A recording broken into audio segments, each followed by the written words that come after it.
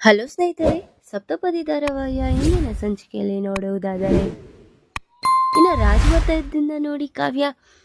ಹಬ್ಬ ಬಂದ್ರ, ಇಷ್ಟೊತ್ತೆಲ್ರಿ ಹೋಗಿದ್ರಿ? ಯಾಕೆ ಕಳವತಿ, ಏನಾಯ್ತು? ಅವಾಗಿಂದ ನಿಮ್ಮ ಅತ್ತೇನು ನಿಮ್ಮ ಚಿಕ್ಕಮ್ಮ ಇಬ್ರು ಕಾಯ್ಕೊಂಡು ನಿಂತಿದ್ದಾರೆ ರೀ. ಅದೇಂತಕ್ಕೆ? ಅಲ್ಲ, ನೀವು ಹೋಗಿದ್ರಲ್ಲ ನಮ್ಮ ತವ್ರ ಮನೆಗೆ, ಏನು ಎತ್ತ ಅಂತ ತಿಳ್ಕೊಬರಕ್ಕೆ ಹೋಗಿದ್ರಲ್ಲ, ಅದಕ್ಕೆ ತುದಿಗಾಲಲ್ಲಿ ಕಾಯ್ಕೊಂಡು ನಿಂತಿದ್ದಾರೆ ಕಣ್ರಿ. ಅಲ್ಲಿ ಏನಾಯ್ತು? ನಮ್ಮ ಅಪ್ಪ ಅಮ್ಮ ಏನಾದರೂ ಹೇಳಿದ್ರಾ? ಅಪ್ಪು ಏನಾದರೂ ಹೇಳಿದ್ಲಾ?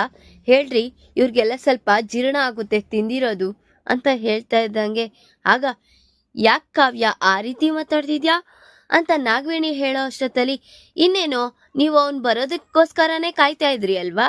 ಈಗ ಅವ್ನು ಹೇಳೋದನ್ನ ಕೇಳಿಸ್ಕೊಳ್ಳೋರ್ಗು ಸ್ವಲ್ಪ ಸಮಾಧಾನವಾಗಿರಿ.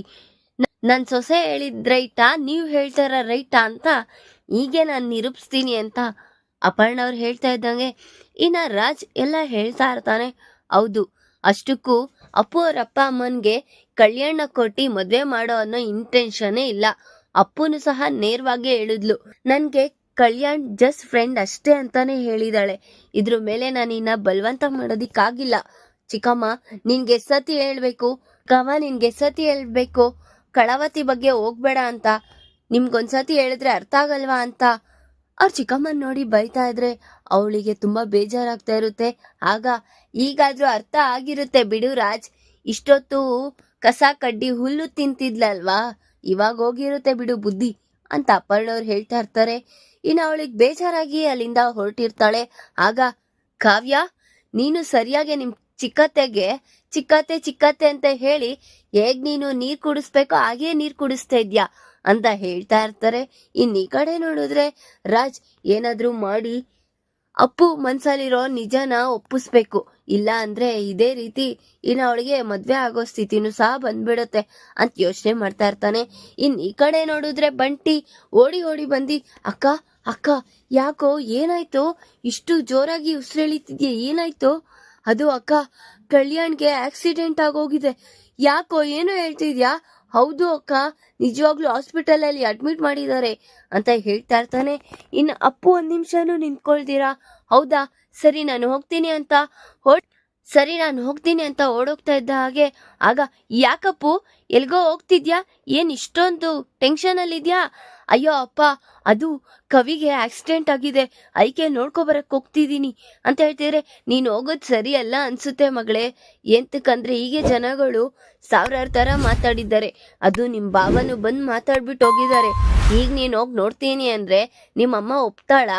ಅಯ್ಯೋ ಅಪ್ಪ, ಈಗ ಅವನ್ ಕಷ್ಟದಲ್ಲಿ ನಾನೇ ತಾನೇ ಇರ್ಬೇಕು, ನನ್ ಕಷ್ಟದಲ್ಲಿ ಅವನ್ ಇದ್ದಿಲ್ವಾ? ನಾನು ಹೋಗ್ಬಿಟ್ಟು ಬರ್ತೀನಪ್ಪ ಅಂತ ಹೇಳ್ತಿದ್ರೆ, ಹೋಗು ಮಗಳೇ, ಬೇಡ ಅನ್ನಲ್ಲ, ಆದ್ರೆ ಜನಗಳು ಹೇಗ್ ಮಾತಾಡ್ತಾರೆ, ನೀನು ಬೇಕು ಅಂತಾನೆ ಹೋಗಿದ್ಯಾ ಅನ್ನೋ ತರ ಮಾತಾಡ್ತಾರೆ. ಅಪ್ಪ, ಸಾವಿರಾರು ಮಾತಾಡ್ಕೊಳ್ಳಿ, ನನಗೆ ನನ್ನ ಫ್ರೆಂಡ್ ಮುಖ್ಯ, ಹೋಗ್ಬಿಟ್ಟು ಬರ್ತೀನಿ ಅಂತ ಹೇಳಿ ನಾ ಹೊರಡ್ತಾ ಇದ್ರೆ, ಸರಿ ಆಯ್ತು ಹೋಗ್ಬಿಟ್ಟು ಬೇಗ ಬಾಮ್ಮ ಅಂತ ಕೃಷ್ಣಮೂರ್ತಿ ಅವರು ಸಹ ಕಳಿಸ್ತಾ ಇರ್ತಾರೆ. ಈ ಕಡೆ ನೋಡಿದ್ರೆ, ಯಾಕ್ರಿ ಎಲ್ಲಿಗ್ರಿ ಹೋಗ್ತಿದ್ದಾಳೆ ಅವಳು? ಅದು ಅವನ ಫ್ರೆಂಡಿಗೆ ಆಕ್ಸಿಡೆಂಟ್ ಆಗಿದೆ ಅಂತೆ ಕಣೆ, ಅದಕ್ಕೆ ಹೋಗ್ತಿದ್ದಾಳೆ. ಆಗಿದ್ದಾನೆ ಅಂದ್ರೆ ಹುಡ್ಗಾನ? ಹೌದು ಕಣೆ. ಅದ್ಯಾಕ್ ನೀವು ನನ್ ಮೇಲೆ ಹಂಗ ಅರ್ಚ್ಕೊಳ್ತಿದ್ದೀರಾ?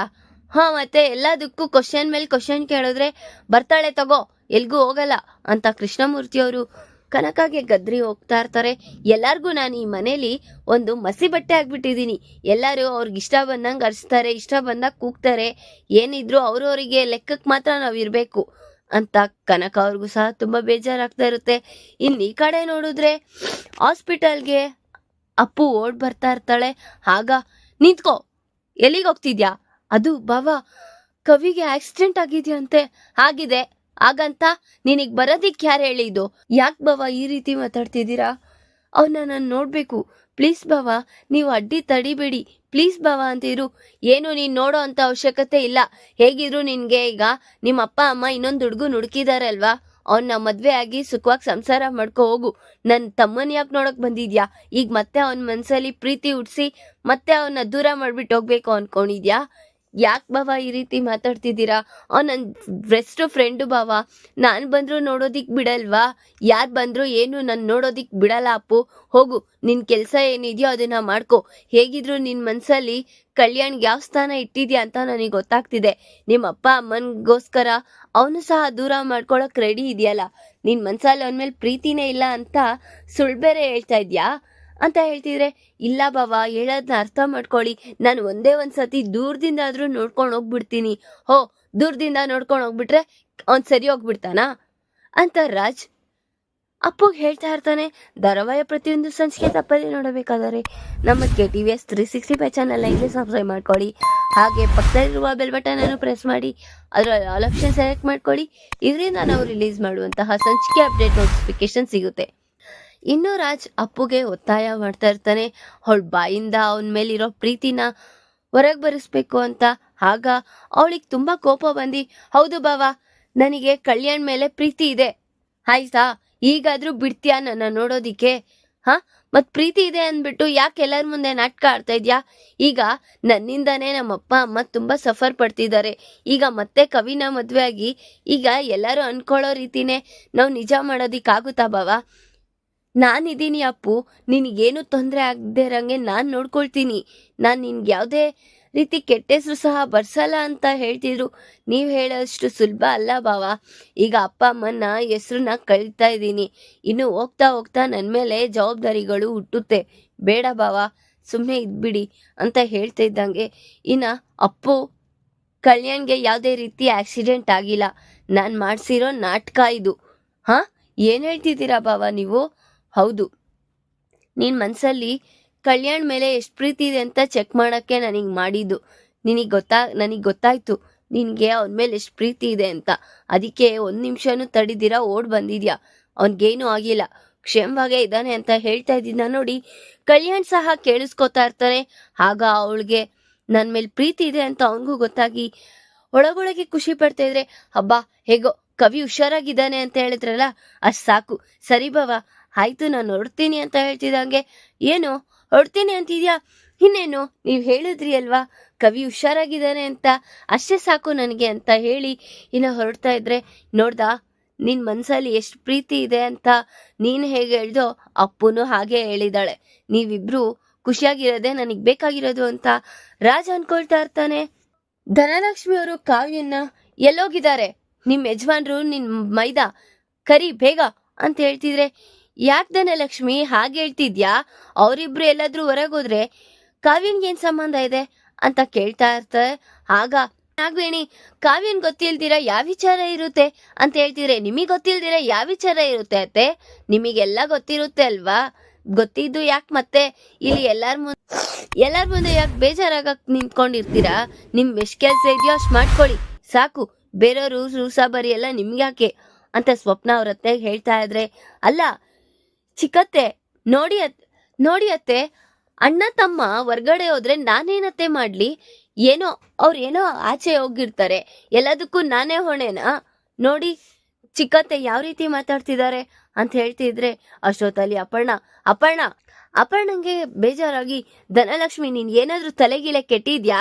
ಎಲ್ಲ ಯಾರಿಂದ ಈ ತರ ಬುದ್ಧಿ ಕಲಿತಾ ಇದ್ಯಾ ಅಂತ ಹೇಳ್ತಾ ಅಷ್ಟೊತ್ತಲ್ಲಿ ಪ್ರಕಾಶ್ ಅವರು, ಇನ್ಯಾರತ್ಗೆ ಇದಾಳಲ್ಲ ಈ ಮನೆ ಮಥರೆ ನಾಗವೇಣಿ, ಅವಳಿಂದಾನೇ ಈ ವಿಚಾರ ಎಲ್ಲ ತೆಗ್ದಿರ್ತಾಳೆ, ಅವಳೇ ಅಲ್ವಾ ಇಂಥ ಕೆಲಸ ಮಾಡೋದು ಅಂತ ಹೇಳ್ತಾ ಇರ್ತಾರೆ. ಅಷ್ಟೊತ್ತಿಗೆ ರಾಜ್ ಮತ್ತೆ ಕಲ್ಯಾಣ್ ಇಬ್ರು ಬರ್ತಾ ಇದ್ರೆ, ಹಬ್ಬ ಬಂದ್ರೇನ್ರಿ? ನೋಡ್ರಿ ನಿಮ್ ಚಿಕ್ಕಮ್ಮ ಯಾವ ರೀತಿ ದಿನೇ ಒಂದೊಂದು ಕ್ವಶನ್ಗೂ ನನ್ನ ಹತ್ರ ಆನ್ಸರ್ ಕೇಳಕ್ ನಿಂತ್ಕೊಂಡಿರ್ತಾರೆ. ನೋಡಿ, ನೀವು ಮತ್ತೆ ಕವಿಯವರೆಲ್ಲ ಹೊರಗಡೆ ಹೋಗಿದ್ರೆ ನನ್ನ ಏನೋ ಸಂಬಂಧ ಇದೆ ಅನ್ನೋ ತರ ನನ್ ಮೇಲೆ ಈ ರೀತಿ ಗೂಢಚಾರಿ ತರ ಮಾತಾಡ್ತಿದ್ದಾರೆ ಅಂತ ಹೇಳ್ತಾ ಇದ್ದಂಗೆ, ಈ ಎಲ್ಲದಕ್ಕೂ ಸಮಾಧಾನ ನಾನ್ ಕೊಡ್ತೀನಿ ಅಂತ ಹೇಳೋ ಅಷ್ಟೊತ್ತಲ್ಲಿ ಕನಕ ಅವ್ರು ಬಂದಿರ್ತಾರೆ. ಆಗ ಈ ಮನೇಲಿ ಸಾವಿರಾರು ಜನ ಸಾವಿರಾರು ತರ ಮಾತಾಡ್ತಿದ್ದೀರಾ, ನನ್ಗೇನ್ ಗೊತ್ತಿಲ್ಲ ಅನ್ಕೊಂಡಿದ್ದೀರಾ ಅಂತ ಹೇಳ್ತೇನೆ. ಒಳಗ್ ಬರ್ತಿದ್ದಂಗೆ, ಹೇಗಿದ್ದೀರಾ ಅತ್ಗೆ? ಚೆನ್ನಾಗಿದ್ದೀನಿ ಕನಕ, ನೀನ್ ಹೇಗಿದ್ಯಾ? ಬಾ ಕುತ್ಕೋ. ಪರವಾಗಿಲ್ಲ ಅತ್ಗೆ, ಇಲ್ಲಿ ಕೊಡ್ಬೇಕಾಗಿರೋರ್ಗೆ ಸಮಾಧಾನ ಕೊಡ್ಬೇಕು, ಅವಾಗ ಸ್ವಲ್ಪ ಸಮಾಧಾನವಾಗಿರ್ತಾರೆ ಅಂತ ಹೇಳ್ತಾ ಕನಕ ಇನ್ನ ಸೀದಾ ಧನಲಕ್ಷ್ಮಿ ಹತ್ರ ಹೋಗಿ, ನಿಮ್ಗಂತೂ ಸ್ವಲ್ಪನೂ ಬುದ್ಧಿ ಇಲ್ಲ. ಇಷ್ಟ ದಿವಸ ನಿಮ್ ಸೊಸೆ ಇದ್ದಿ ಈ ಮನೇನ ರಾಜ್ಯಭಾರ ಆಡಿ ಎಲ್ಲಾರ್ಗೂ ಬೇಜಾರ್ ಮಾಡಿ ಹೋಗಿದ್ದಾಳೆ. ಈಗ ನನ್ ಮಗಳ ಮೇಲೆ ಬಿದ್ದಿದ್ದೀರಾ ನೀವು. ಅವ್ರಿಬ್ರು ಎಲ್ಗಾದ್ರೂ ಹೋದ್ರೆ ನಿಮಗೇನೋ? ಅಷ್ಟಕ್ಕೂ ಕಲ್ಯಾಣ್ ಅಪ್ಪುನ ಮೀಟ್ ಮಾಡೋದಿಕ್ಕೆ ಬಂದಿಲ್ಲ, ಮೀಟ್ ಮಾಡಕ್ ಬಂದಿದ್ದಾನೆ ಅಂತ ಹೇಗೆ ಹೇಳ್ತಿದ್ದೀರಾ ಅಂತ ಹೇಳ್ತಿದಂಗೆ ಇನ್ನ ಅವಳಿಗೆ ತುಂಬಾ ಕೋಪ ಬರ್ತಾ ಇರುತ್ತೆ. ಆಗ ತಗೊಳ್ಳಿ, ಇದು ನನ್ ಮಗಳು ಅಪೂರ್ವ ಮದ್ವೆ ಕಾರ್ಡು ನಿಮಗೆ ಫಸ್ಟ್ ಕೊಡ್ತಾ ಇದ್ದೀನಿ. ಈ ಮನೇಲಿ ಇಷ್ಟು ದೊಡ್ಡ ಹಿರಿಯರಿದ್ರೂನು ನಿಮ್ಗೆ ಕಣ್ ಕುಕ್ಕೋ ತರಾನೇ ಕೊಡ್ತಾ ಇದ್ದೀನಿ, ಬೇಕು ಅಂತಾನೆ. ನೀವು ಎಲ್ಲರೂ ಬಂದು ನನ್ನ ಮಗಳಿಗೆ ಆಶೀರ್ವಾದ ಮಾಡಿ ಹೋಗಿ ಅಂತ ಹೇಳ್ತಾ ಇದ್ದಂಗೆ ಇನ್ನ ಧನಲಕ್ಷ್ಮಿ ಆ ಕಾರಣ ಇಸ್ಕೊಂಡು ಒಳಗೊಳಗೆ ನಕ್ಕೊಂತಾ ಇರ್ತಾಳೆ. ಆಗ ಈ ಕಡೆ ನೋಡಿದ್ರೆ ಕಲ್ಯಾಣ್ಗೆ ತುಂಬಾ ಬೇಜಾರಾಗ್ತಾ ಇರುತ್ತೆ. ಈಗ ರಾಜ್ ಅನ್ಕೊಂಡಂಗೆ ಅಪ್ಪು ಮನ್ಸಲ್ಲಿ ಕಲ್ಯಾಣ್ ಇರೋ ವಿಚಾರ ಬಾಯಿ ಬಿಡ್ಸಿದಾನೆ. ಈಗ ರಾಜೇ ನಿಂತಿ ಅಪ್ಪುಗೆ ಮತ್ತೆ ಕಲ್ಯಾಣ್ಗೆ ಮದ್ವೆ ಮಾಡಿಸ್ತಾನ, ಅಥವಾ ಅಪ್ಪು ಹೇಳೋ ತರ ನಮ್ಮ ಅಪ್ಪ ಅಮ್ಮಗೋಸ್ಕರ ನಾನು ಅವ್ರು ತೋರಿಸಿರೋ ಹುಡುಗನೇ ಮದ್ವೆ ಆಗ್ತೀನಿ ಅಂತ ಹಠ ಹಿಡಿತಾಳ. ಇಬ್ರಲ್ಲಿ ಯಾರು ಗೆಲ್ತಾರೆ ಅನ್ನೋದನ್ನ ಮುಂದಿನ ಭಾಗದಲ್ಲಿ ತಿಳಿಸ್ಕೊಡ್ತೀನಿ. ಈ ವಿಡಿಯೋ ಇಷ್ಟ ಆದ್ರೆ ಲೈಕ್ ಮಾಡಿ, ನಿಮ್ಮ ಫ್ರೆಂಡ್ಸ್ ಹಾಗೆ ನಿಮ್ಮ ರಿಲೇಟಿವ್ಸ್ಗೂ ಶೇರ್ ಮಾಡಿ ಅಂಡ್ ಕಮೆಂಟ್ ಮಾಡಿ. Thanks for watching.